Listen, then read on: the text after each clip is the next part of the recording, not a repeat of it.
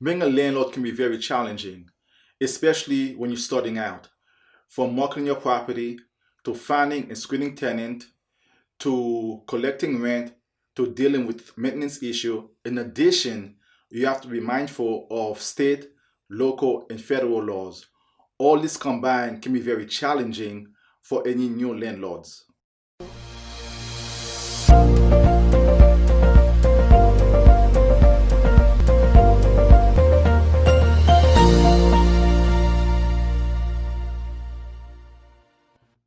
Hey guys, welcome to the Perspective channel. If you're new here, my name is Claudia. I'm a real estate agent and a mortgage broker here in Atlanta. I release video every week where I share my perspective on a range of topics from real estate to personal finance and business. In today's video, I will share with you 10 tips to help you succeed as a new landlord.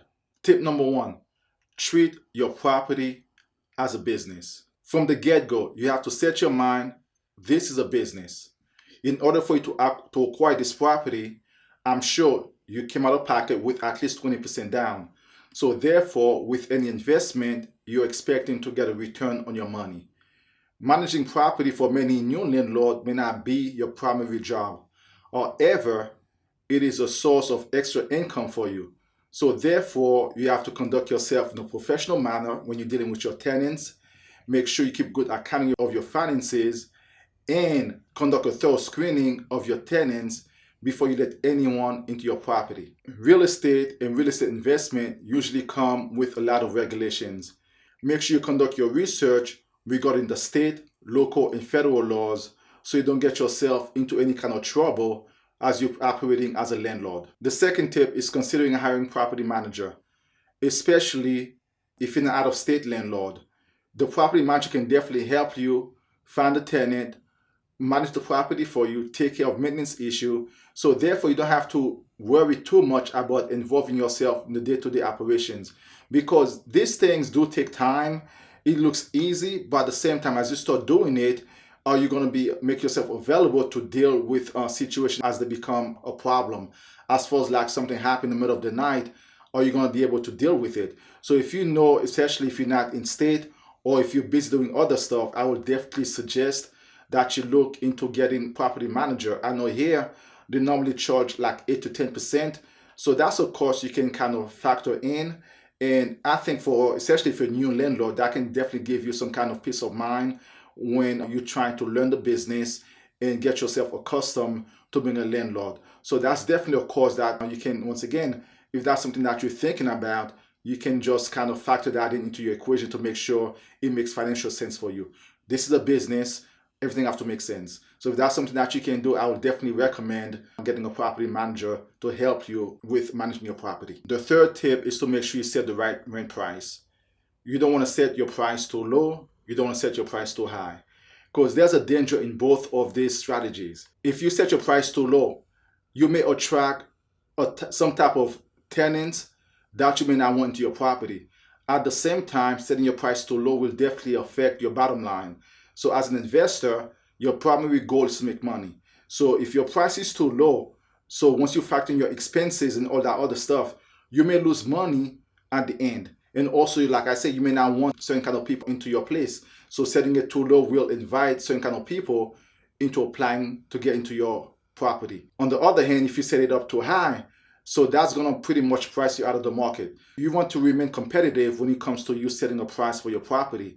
So the best strategy, if you're not going to use a property manager, that's a property manager can be very helpful for you when you're trying to determine the price that you need to charge. So if you're going to do it yourself, what I can definitely suggest is to do your due diligence, call around. If there's apartments that are nearby, call to see what a similar property going to rent for. For instance, if you got like a 3-bedroom, call around, see what a 3-bedroom apartment will go for. Call property managers in the area or other landlord to make sure that you price yourself within the market. Otherwise, it's going to be very hard for you to find the tenant that you're looking for. The fourth tip is to make sure that you create and follow a tenant screening process.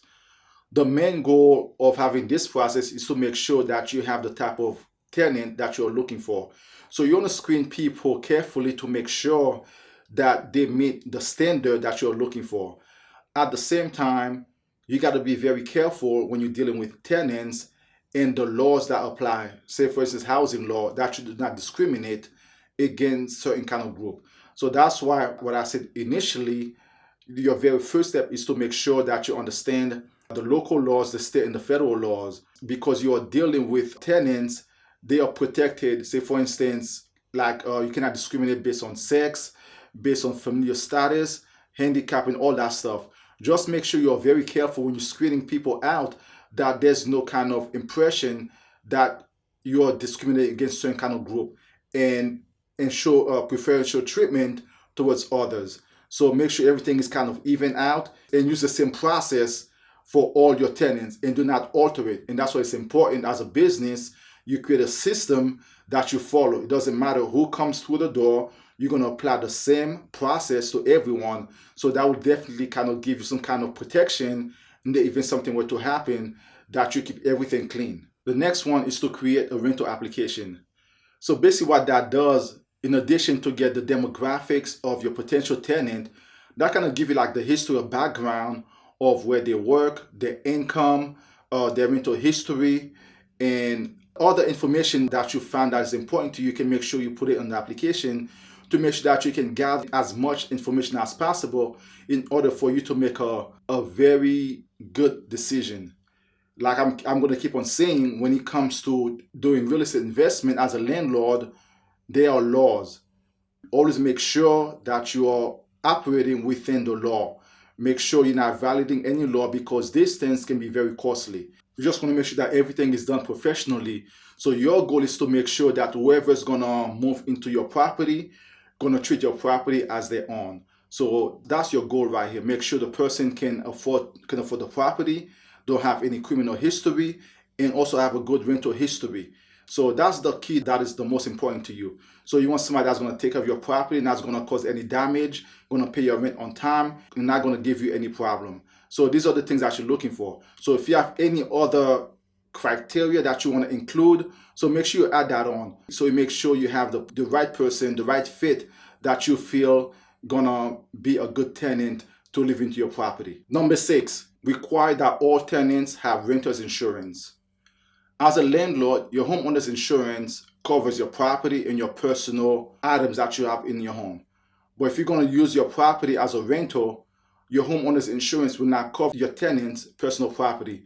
Make sure that is one of your requirements, because if something were to happen to your renter's personal property, you may be held legally liable. So always require them to have renter's insurance in the event something were to happen to their personal stuff, that they are covered. So always make sure you protect yourself and conduct yourself always in a professional manner. Number 7, make sure you have a lease. That is very important. So basically, a lease is going to serve as a contract between you and your tenant. So the lease is going to highlight the stuff, say for instance, when is the rent is due, when you're going to charge a late fee, when do you start eviction process, when or do you require, if they have a pet, or pets allowed, or smokers allowed. All these things going to be into the lease agreement. So I definitely suggest, I know you can buy one of those lease from Staples or Office Max, but I definitely suggest that you get one that is going to be specific to your situation. So you know exactly as a landlord what you want and what you don't want. So make sure that everything is covered under this lease, and that both of you guys or all the parties agree to it. Say for instance, the lease will state, okay, if the rent is due on the 1st, so it is considered late on the 5th. After that day, you will charge a late fee. So if it's not received by the 15th, then you can start the eviction process. Also, the lease will also determine exactly if pets are allowed. If that is the case, what is the pet deposit that you're going to charge? Are smokers allowed? At the same time, when it comes to deposit, how is that refunded? So all that can be highlighted into your lease. Make sure you cover every single point. You don't want to leave anything to guess.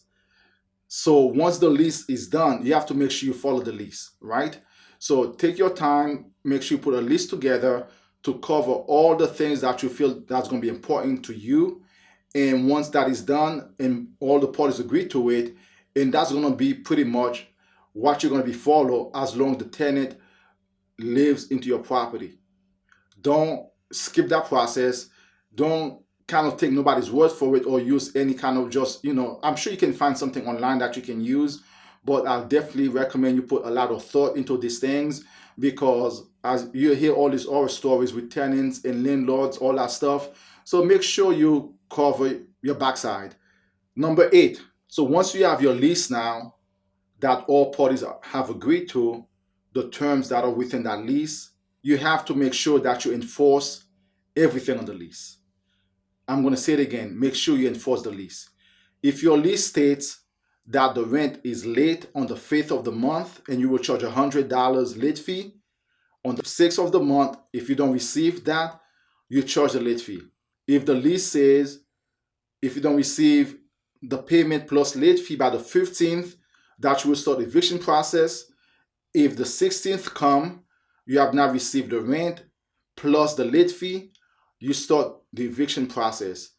Stick with the lease. One word of caution I will definitely tell our landlord: if your tenant is behind, do not take partial payment, because a partial payment will consider like a full payment. If the rent is $1,000, make sure you collect $1,000. Do not take anything less. Do not take anything more. I know sometimes as landlord, we want to understand, a certain situation our tenants going through, which is fine. But at the same time, some tenants will kind of push the boundaries to see how far they can get. If they realize that you're not sticking to the rules, they're not going to follow it as well. So whatever rules you set within that lease agreement, you have to stick with it. No matter how hard it is, you have to stick with it. If there's something else you want to change, so you have to make adjustment, but follow it. One thing that is important, if there's something that needs to be fixed, if the lease says you need to give the tenants 24 to 48 hour notice, make sure you do that. Although this is your house, but while they're renting the property from you, it is their home. So be respectful. Don't just pop up into their house unannounced. I cannot tell you, people hate that stuff, because that's a sense you're invading their privacy. So make sure if the lease says you're going to give your tenant 24 to 48 hours, if you need to go there for any kind of repair or maintenance, you stick with that. You call him, let him know, say, okay, I'm going to send somebody out on such and such a date. Is that time good for you? Make sure you have an agreement with them before you just pop up there and open the door and start doing work. Although it is your property, but at the same time, while they're renting the house, it is their home. Show some respect, and I'm sure they will respect you in return. Number 9, keep digital records of everything. Because you never know, we live in a society where people love to sue. So every communication that you have with your tenants, any documentation of any receipts, any stuff that you've done, make sure you keep documentation, because you never know if you were to go to court and they're asking for some type of evidence. If you don't have anything, it's going to be he say, she say kind of thing. Because I know there's a rule that says if it's not documented, it does not happen. So whatever stuff that you got going on, if it's email, make sure you keep a copy of it. If it's something that you fixed, make sure you keep a receipt of it. Make sure you keep everything. Once again, it is a business. Make sure you keep everything in a safe place. In the event, the worst case scenario, that you have to go to court, that you have all your documentation, providing if the tenant is disputing something that he or she claim was not done, and you have proof that it was done. So that would be like an easy case for you to prove. On the other hand, if the tenant say something was not done and you say it was done, but when they ask for your documentation, you don't have anything to show, guess what? You have no basis for anything. That's what I'm going to keep saying over and over again. It is a business. Treat it like a business. Keep documents of everything. Follow the rules. Treat your tenants with respect. And I think you have a good experience as a landlord. Number 10, keep good tenants. If you have good tenants living in your property, do everything that you can to keep them. Before the lease expired, 3 months before the lease expired, reach out to them, say, okay, you can renew early. And if they've been paying if they have a good history, if they've been taking care of your property and you're satisfied with them, guess what? If you have other properties, ask them, okay, do you know anyone that you can refer to me that will take care of my property the same way as you take care of my property? If you do, I will, give you a referral fee. Because as a landlord, one thing you don't want that you have a good tenant that moves out, then it's going to take you a long time to find somebody else. Sometimes it may take you like a couple of months. Sometimes it may take you like 3 to 4 months. But when your apartment your property sits vacant, you still have to pay the bank. So if you can avoid long-term vacancy, and if you know you have a good relationship with your current tenant and you want to keep that relationship going, if you treat them right, they in turn will treat you right. So I would definitely encourage you, if you have good tenants, try to work with them and try to be understanding and let them know that you appreciate them. So that can save you a lot of money in the long run, because you don't have to go through the whole process again of screening and finding tenants and hoping you find somebody else that will take care of your property like this one has been taking care of your property. If you guys enjoyed this video, please don't forget to like, subscribe, and share. I want to thank you guys for watching. I'll see you guys in the next video.